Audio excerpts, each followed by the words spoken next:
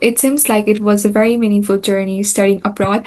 Apart from that challenges, what were the biggest challenges you faced while moving from Nepal to graduate study abroad, and how did you handle them? So I'll talk about my experience going from Nepal to my undergrad. So because I first went to undergrad, so moving from undergrad to graduate studies was, I'd say, like an easier transition that than going from Nepal to my undergrad. So when I first came to United States, I wasn't a very confident person, and then I was in classes where we would have so many people from so many different countries, and then again in Nepal we don't have a habit of speaking in class, but then in the United States the classes are very discussion based. Everyone is contributing, everyone is participating. So in my classes, right, since I didn't have the habit of speaking in class and everyone else is participating, right, so I used to be very scared early on. And then since there's so many people from so many other countries, and then all of those people are amazing, and then there's some wonderful, so like things to share in class.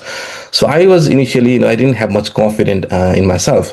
Okay, I was self-aware. I was worried about whether my whether if I speak in class, if because of my accent people will be able to understand me or not, or if I'm thinking anything correctly, if I'll share something stupid in class. So I'd be very self-conscious, and then I'd be something that would really bug me for a very long time.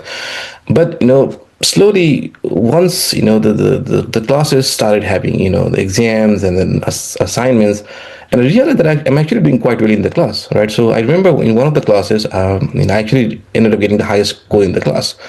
And there slowly, there's a realization that well, I belong here, right? So, well, I may not be able, I may not be speaking in class. I may not have the confidence to speak in class, right? I may be self-aware about a lot of things, but but since I'm doing well in the class, right? I'm getting A's in all my assignments. I'm doing well in the class. The teachers are happy with me, right? So that's gave me a kind of self-confidence, and I slowly started building on that.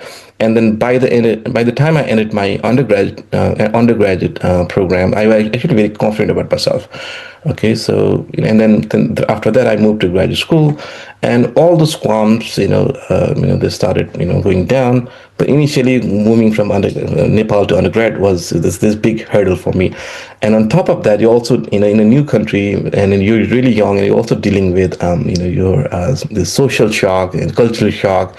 And typically for a lot of Nepali students, when you start your program in August, so if the program starts in August typically, so the undergraduate program, the graduate program, so they either start in the US, they either start in January or in August. So August is the time when most students come.